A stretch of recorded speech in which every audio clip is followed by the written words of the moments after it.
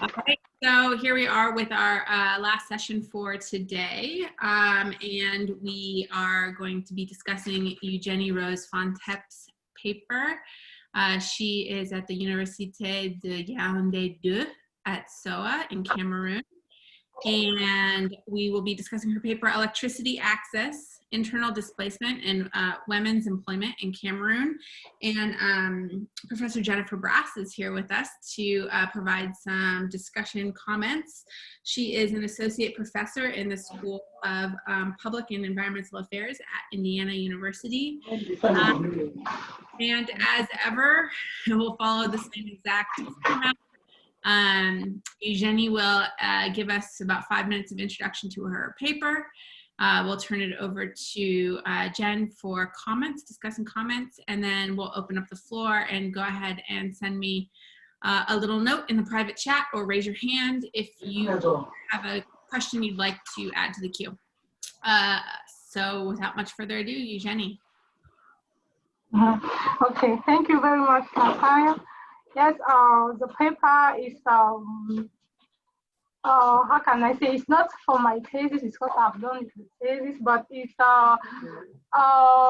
independent research, I can say it like that, which emerged with the resurgence of conflict and internal displacement in my country, and also the challenges that women are facing to participate in the labor market in the specific region where our internal displacement are taking place.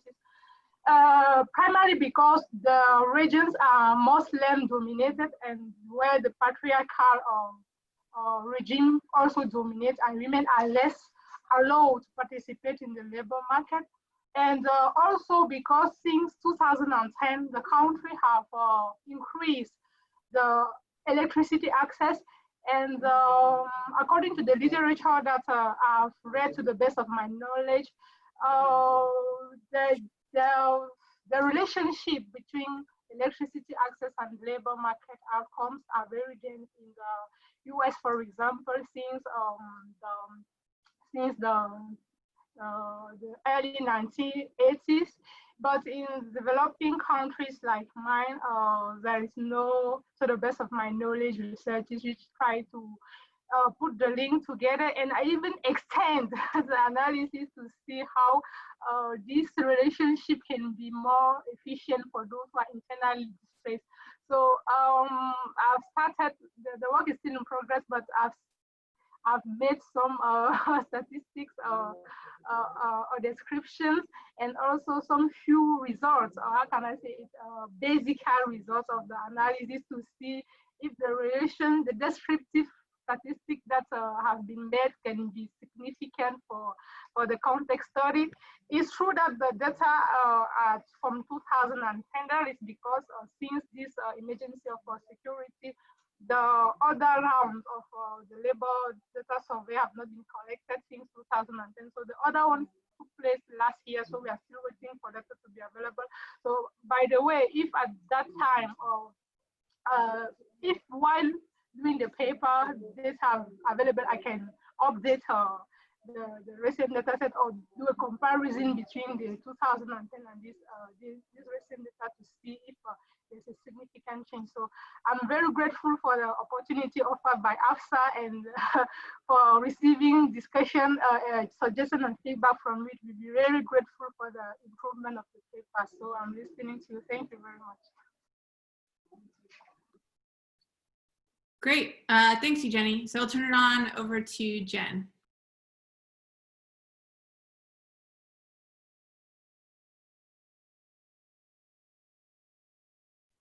Sorry about that, muted myself. So first, thanks very much for inviting me to participate. And I really liked reading this paper. I do research as well on access to electricity in sub-Saharan Africa. So it was interesting to see someone looking at that with a different dependent variable. So I'm going to run through these comments, but if I'm speaking too quickly, please let me know. Or I can also email these comments at the end of the conversation. So Natalie, I hope you could probably facilitate that. Awesome. So just to start off then, I had a few, I have some theoretical comments or sort of framing comments, and then I have some comments about the data and then about the method. So that's where I'll start. But my kind of overarching big question about the framing is about looking at the interaction between internal displacement and electricity access. And it wasn't clear to me from the paper why that interaction might be important. So I understand why displacement would be important, and I understand why electricity might be important, but I wasn't seeing theory for the interaction between those two things. And I had one idea that you could look at them separately, to look at the effects of both of those things and how they interact with gender, which I wonder if that's sort of what you're interested in as well, or really fleshing out a theory for why we think those two things interact.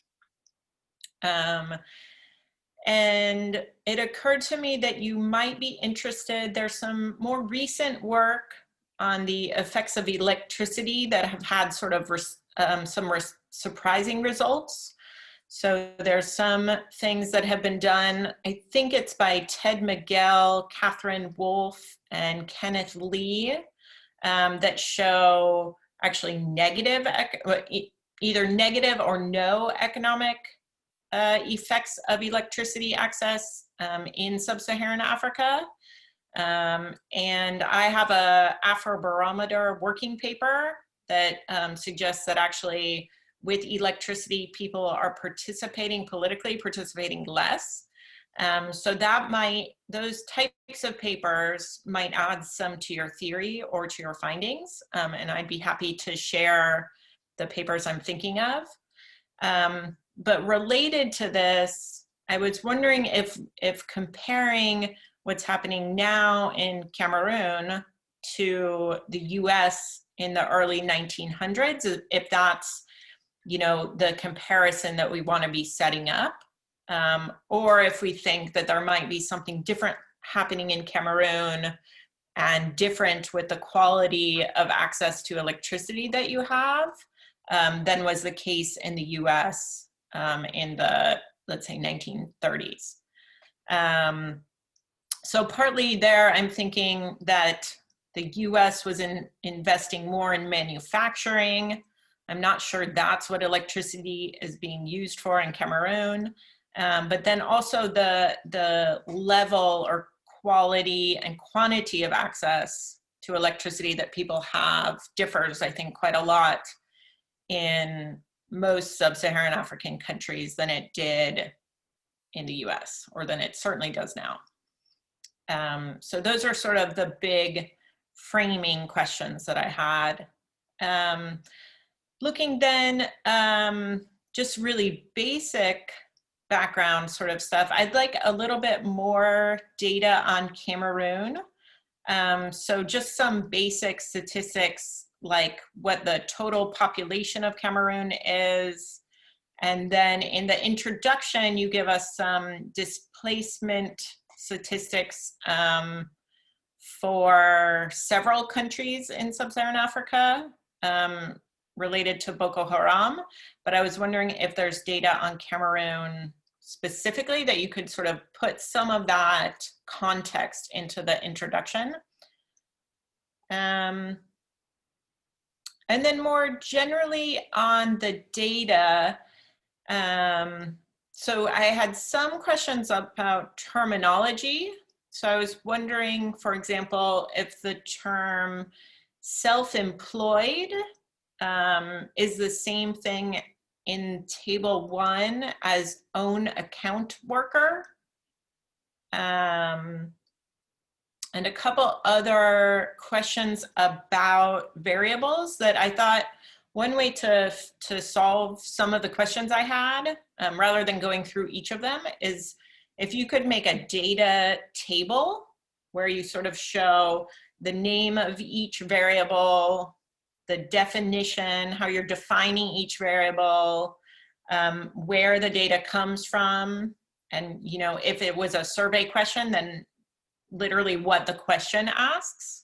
That a lot of the questions that I had, I think, would just be taken away from that descriptive table. I find those are often really useful. As a bigger question on the data, I'm wondering if it's possible that the data may have gotten inverted somehow.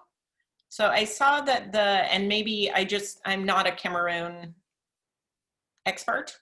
Most of my work has been in Kenya.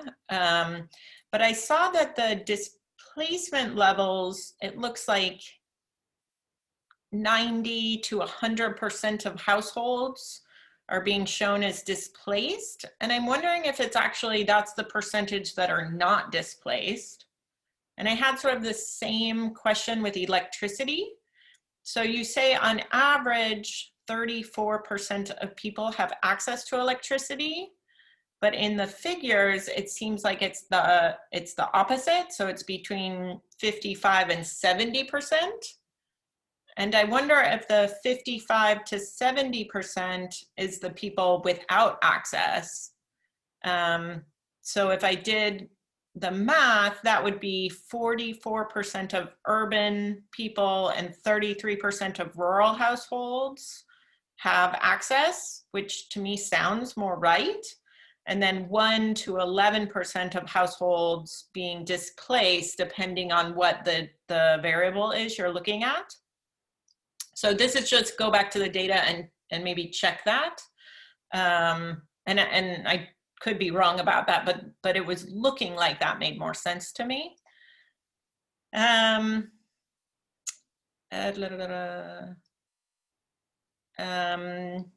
Oh, going back to, sorry, I should have put this in the context. So you mentioned the northern regions being treated differently. And again, it would help someone who doesn't know too much about Cameroon to spell that out more. So why those areas are treated differently. And then, so finally, in terms of data, so your definition of electricity access is, if I understood correctly, is being less than 2 kilometers from the voltage line. And I wanted to know if there's power lines that extend the last 2 kilometers, and then also where you got that data from. So whether that's asked in the survey or if you have some geocoded data. So I was just wondering, so 2 kilometers from voltage line, I don't know that I would assume that you have electricity that far away. So that's what, a 20-minute walk or so. So those are just some clarification questions on the data. And then quickly on the methods, I wanted to know a little bit more about what the outcome variables are in tables 4.2, I think in 4.3. So I see socio-professional categories, I see that written, but also something about men versus women. And so I was wondering, is this a dichotomous variable with a 1 if you're employed in one of several socio-professional or professional types of employment? I just wasn't sure what that variable was. And then finally, I wanted to know a little bit more about why you're using a difference in difference model. Usually I see those with a time component. So it's usually in what I've not used a difference in difference model, but in what I've read, there's usually sort of a before and after, and comparing a treated group and an untreated group and comparing the changes in those 2 groups before and after. and I didn't see a time component. So I think what you're trying to do is compare men with and without electricity and or displacement to women with and without electricity and displacement. And I'm not certain that the difference in difference model is the most appropriate. I wonder if you could do something a little bit more simple with an interaction model where gender is one of the variables of interest, and you interact gender with either electricity or displacement. And I think that unless there's some clear reason to think that electricity and displacement are interact with one another, I think you could do those things differently. Another option might be just to split the sample and run the same analyses for men as you do for women, but then you're not getting a before and, oh no, I guess you could get it that way. So, oh yeah, one final comment, trying not to take too much time, but the coefficients for the male, if I understand correctly, for the male results and the female don't actually look that much different to me. And so one way you might show that this is a real difference would be to add some predicted probabilities and show the difference there, or perhaps somehow otherwise model the substantive effect. So not just that the coefficients are different, but show what does that mean in the real world for men and women. So those are my comments. I know that's a lot to take in all at once. So again, I can send all of these and of course, use what's useful and ignore all the rest of it. So I'll stop there. Thank you so much. Those were wonderful comments. Why don't Eugenie, if you want to respond, or if you have any clarifying questions for Jen, go ahead and do that. And then if wants to raise a hand or ask a question, now would be the time to do that. Okay, thank you very much. I think I can answer or respond to some of Jennifer's questions before taking others' comments. So I want to thank Jennifer very much for the thorough analysis and the thorough reading of my paper. I'm amazed of everything she just said, because what I've just, how can I say, what I've just run from reading back my paper after submitting some of her comments were raised by my side. I was trying to answer them, but because of time constraint, I was obliged to submit it like that. So I'm taking the last suggestion. Yes, I will see how I can add some predicted probabilities to have the difference between men and women, because really at the end of the paper, when I see that the men and women shames do not really differ, so I was just wondering why, and was asking myself about the purpose of the paper. It is not significant gender bias, so why the paper? So yes, I'll take it very seriously and see and see how I can have a significant difference. So I will begin from the last to the first. So I'll start with the method. The question of why DID, because DID difference is usually between using a time constraint. Yes, I agree with you. That is the whole DID regression. Because at the beginning, the DID, as you said earlier, was APSA before method, yes. But Ekman in 1992, he has published a paper with co-authors showing that between the period that you take a T before and T after, between this period, many things can happen. So it is important to see how we can spread the time period to see different characteristics that can change along the time. So the difference is different. Generally, it is doing double difference. So in the paper, I'm making the difference first between the gender. That is the first difference. And the second difference is between those who have access or displaced and those who did not either have access to electricity or have been displaced. So that's the difference, the two difference I'm making in the idea I'm actually implementing in my paper. Yes, what about the outcome in table 4.3? Yes, social professional category. So I'm taking people who are employers, because the first table, the table 2, the table 4.2, where I'm correcting for the selection biases on the labor market, I'm taking into account everyone who participates in the labor market. So in the second table now, I've already corrected the selection bias. So here, the implicit hypothesis is that everyone who are taking into account in the other table are those who participate in the labor market. And then there I'm separating those women who have declared having a social professional category from those who don't have a social professional category. So it depends. Maybe are they wage employed worker, self-employed worker? Yeah, I'm separating between men and women. So why interaction are important? Yeah, exactly. In the DID literature, interaction are really important to see if there is any heterogeneous heterogeneous bias.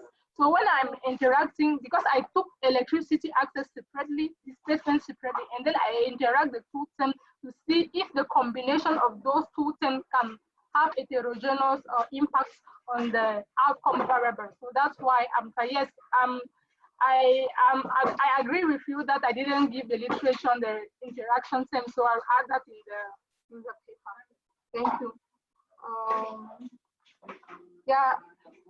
Now, according to comment concerning data, yeah, why the measure of electricity? Yes, in the data in the survey, there are implicit questions about the difference between the distance between the households and the near electricity high voltage line. So sometimes what we are saying to those who are interviewing is that when you arrive in the household, you look at the location and see if you detect a voltage line near the household, and then you can give the information immediately in the questionnaire. Or either if you don't see, you can ask to the first respondent if he has the high voltage line near 2 kilometers of the household. So it is well expressed in the survey. Yeah. And then in the framing, about concerning framing comments, why are northern region treated differently? Yes, it is because the Boko Haram attacks have affected the northern part of the country. So it's not the all countries affected by the Boko Haram. Yeah, the Boko Haram terrorism group. So I think, given that, yeah, today we also have the Anglophone, what you can say, the English-speaking region displacement bias. But because my data are prior to the displacement we occurred in 2016, I didn't take into account this type of displacement. So I just took into account the displacement which occurred in 2010 because of the Boko Haram attacking the northern part. So the whole country is not affected, only the northern part of the country. These are 3 regions: the northern, Far North, and the Adamawa region, which has been affected by the Boko Haram terrorist group. That's why I focus only on these 3 groups for internal to capture internal displacement.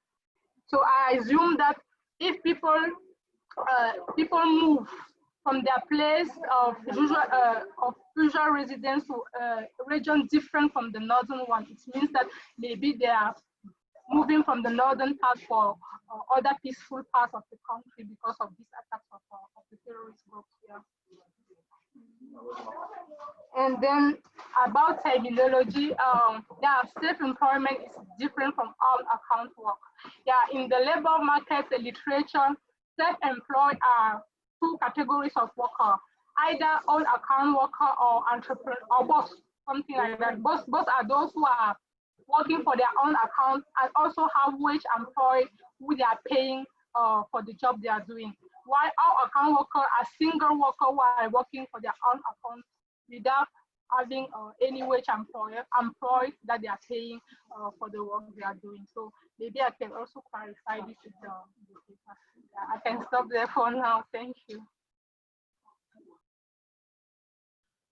Great.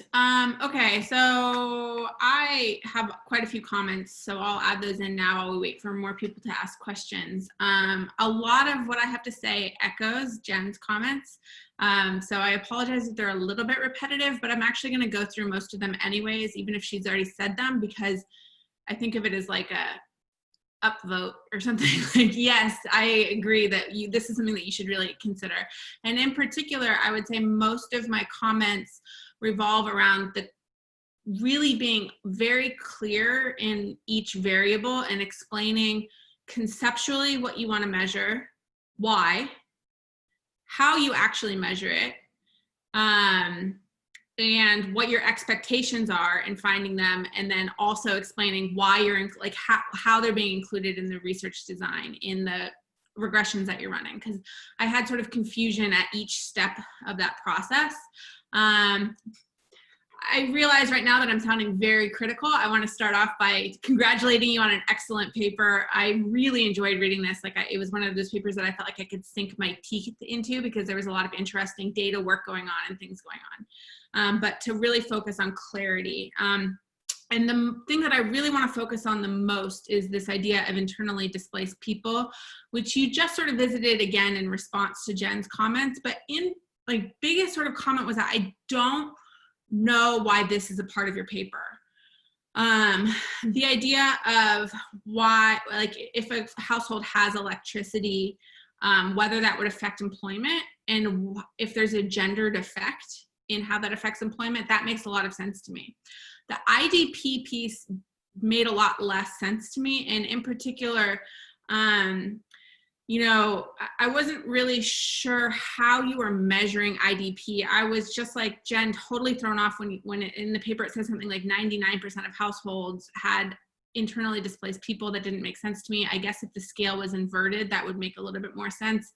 But I was just confused about how that was being measured. And then, so I guess the other way I was confused about how that was being measured was if that was the ECAM survey asking, are you from like this arrondissement or this department originally? And then if no, it asks where they're from. And then if they're from one of the 3 northern regions, then you coded them as IDP. Is that correct? Yeah, thank you very much. And according to variables, yes, Jennifer also noted that I need to clarify what are my variable, why am I measuring that? Is it question in the survey that I directly related to the variable and then the expectation. Yeah, I agree with you that in the appendix, I usually put it in the appendix of the paper. So as the paper is still in progress, I didn't have time to draw the table, but I will do that. Then according the displacement is like in the survey, there is a question about have you moved from their usual place of residence since the last 2 weeks? Yeah, since the last 2 weeks. And then if the answer is yes, if the answer is no, there is a loop. But if the answer is yes, then we ask you for the reason why you have leave your place of usual residence, and then where you move to. So I try to combine those 3 questions to measure. It was a bit difficult task for me to measure the internal displacement. But as Jennifer said that the statistics seems not clear to her because it's like 90% of the population are internally displaced. It is because I also consider the reason of displacement, because I want to know that if people are displaced to join the family, for example, I think that it is because of, can I say, conflictual situation of security concerns that the whole family have been displaced to be installed in another place.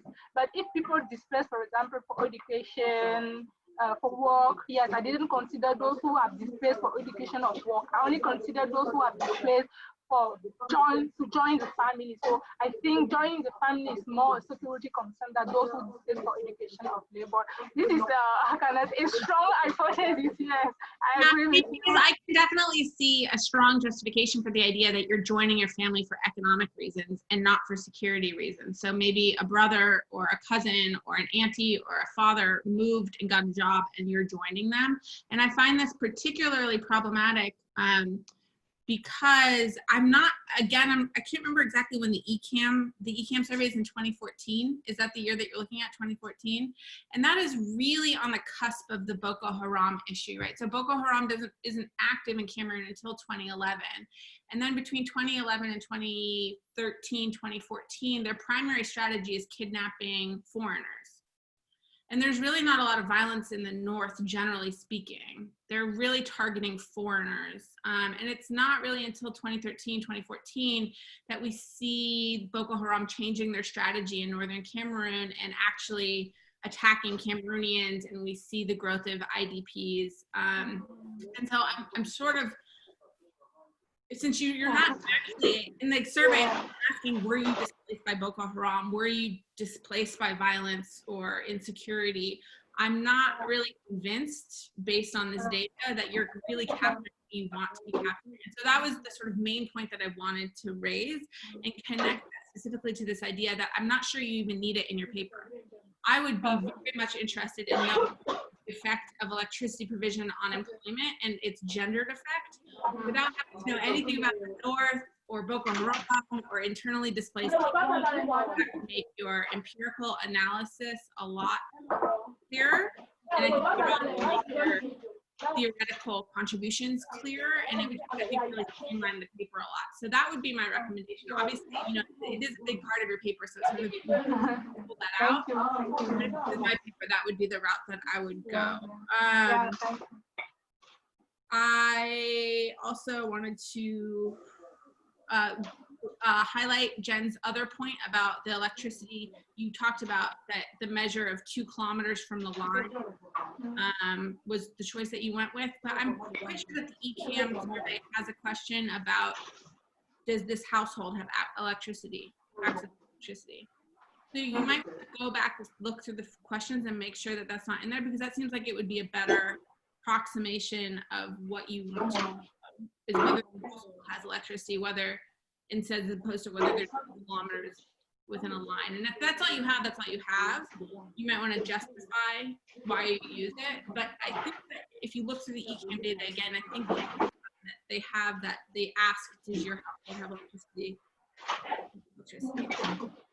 And then finally, for the theory part, I would also suggest that you think about expanding on sort of the story a little bit more, or the mechanisms a little bit more. So why exactly do you think having electricity, access to electricity, would get you a job?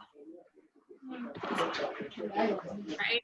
I mean, I think that we all sort of have this idea that, yeah, like that makes sense. There's something in like, yeah, that should make sense.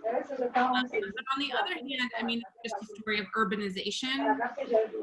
So if you're in a city, are you more likely to be able to get a job? And cities are more likely to be electrified?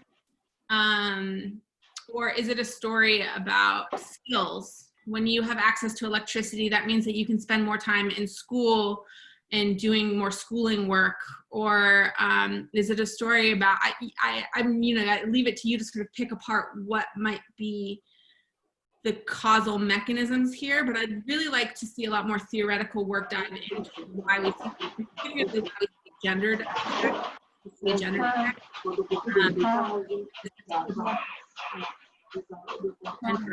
because I think a story about why electrification would help women more than it would help men, and that men might have this baseline advantage, that they're the head of the household, they're getting resources invested in them. The age-old story of why men have low unemployment rates than women, but that maybe electrification sort of boosts outcomes for women. Like they access to help them get employment, and having electricity allows them to buy a washing machine and a blender to cut down on their household work, so that they're able to go back into that, to the workplace. I mean, I'm sort of making up silly stories, but I could see a different narrative about why electrification would benefit women more than men, particularly in employment. And I'd just like to see you sort of clarify the story on that. So those are the comments that I had.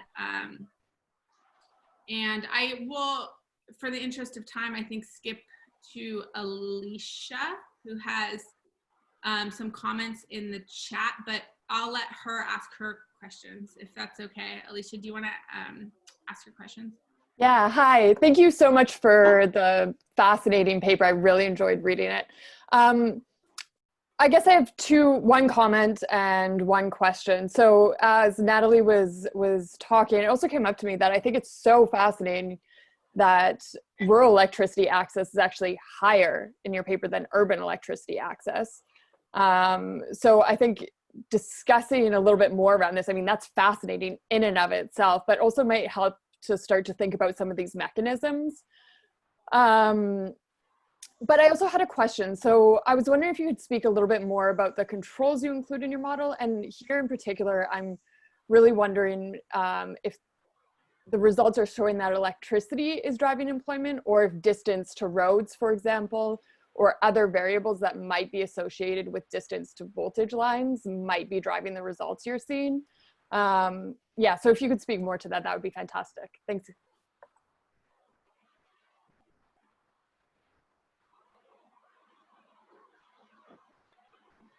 Do we have any other questions from the group?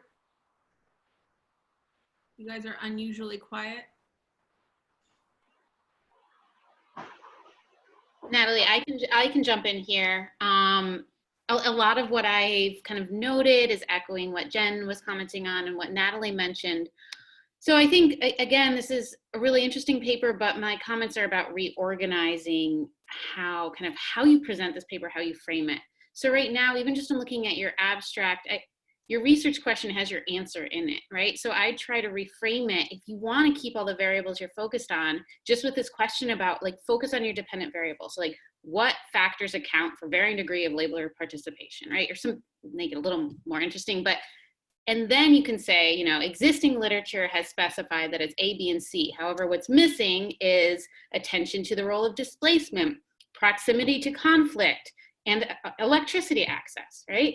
I don't know if that's actually missing in the literature. I assume it is, so that's where I think you can really be clear about where you're intervening in the literature. But my main point here is just at the outset, ask the question with your focus on your dependent variable. It's labor participation, right?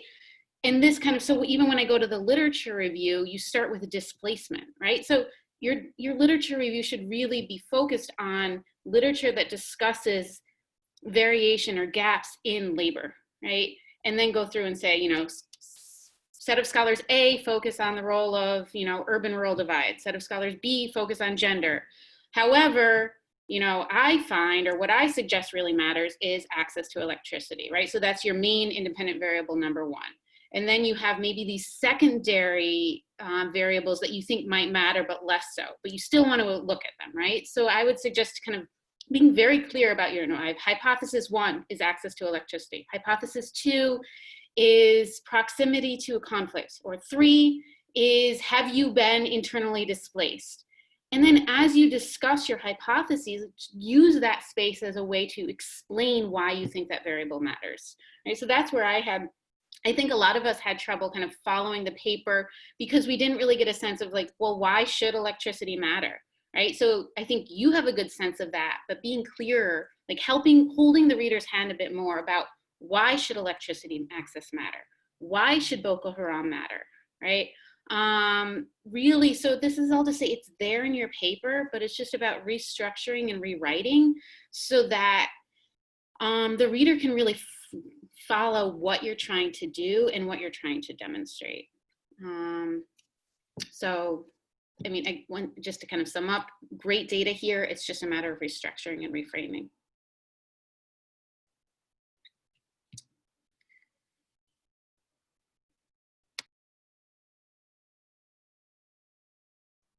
Eugenie, do you have any questions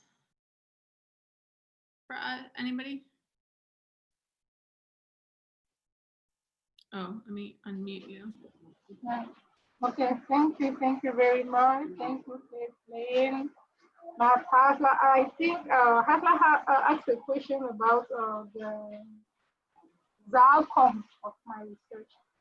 That yeah, and I also agree with Caitlin that maybe I can only focus on labor market participation. So concerning the question about the outcome, I think the outcome is mitigated according to what I use to measure the labor market participation. So when I use the participation in, according to the activity sector, for example, result outcome are positive, so meaning that electricity access has a positive impact on labor market participation. But when I use the social professional categories, the impact becomes negative.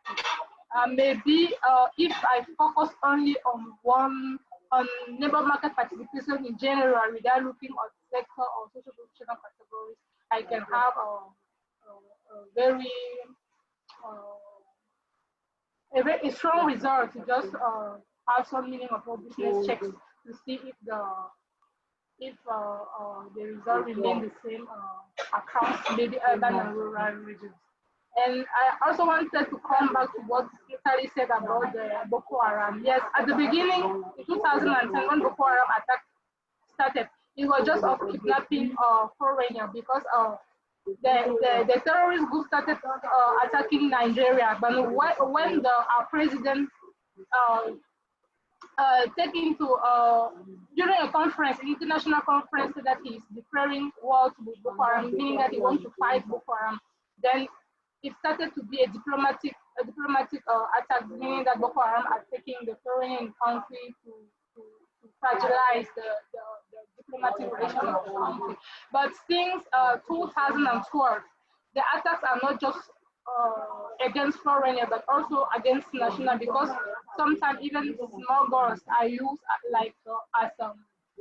as genocide bombing, yeah, to go to the marketplaces or mosque, yeah, and then the question is not just about foreign, because even the local population is not affected by the Boko Haram, the Boko Haram attack. So that's why I think in 2014, when the data were collected, I mean the local population were more affected by Boko Haram attack than the foreigners that were kidnapped at the beginning of the terrorist operations in the country. So that's why I thought that it may be possible that the local people are also experiencing some of the effects of the terrorist group. So yeah, I'm taking into account what all the contributions that you have given. Yeah, I will restructure the paper, as Kathleen said, to make the story more flowing and make the reader more enjoying what they are reading. Thank you very much.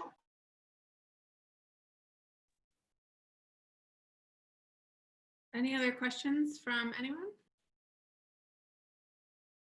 I'm very surprised. Eugenie has been excellent about asking questions of all of your papers for the last 2 weeks, and now you guys are all silent. I'm very surprised. I think it just means the paper was too good. There's one question about the research design in the chat that might be useful just to note in terms of clarity of delivering the paper, that you might want to add a bit more background information depending on who the audience is. It may be useful to describe the model that you're using and the research design more. It may be methods related that people have fewer questions, but that might tell you something depending on who you want your audience to be. That could be actually useful as a comment.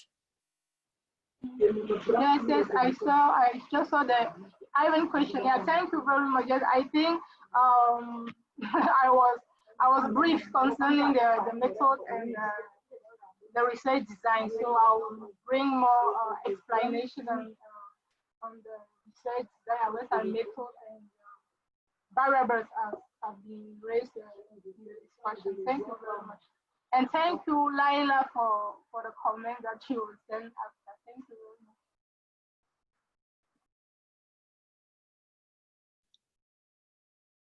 Okay, well, if we don't have any other questions or comments for Eugenie, then I guess we will end a little bit early this session. But if you do have comments or questions for her, please email her. And we pick up again tomorrow at the same time, where we will be starting with Tawanda's paper, Elections, Party Politics, and Democracy in South Africa, and then the political economy of the developmental state, hopefully by Mohammed, who has yet to join us.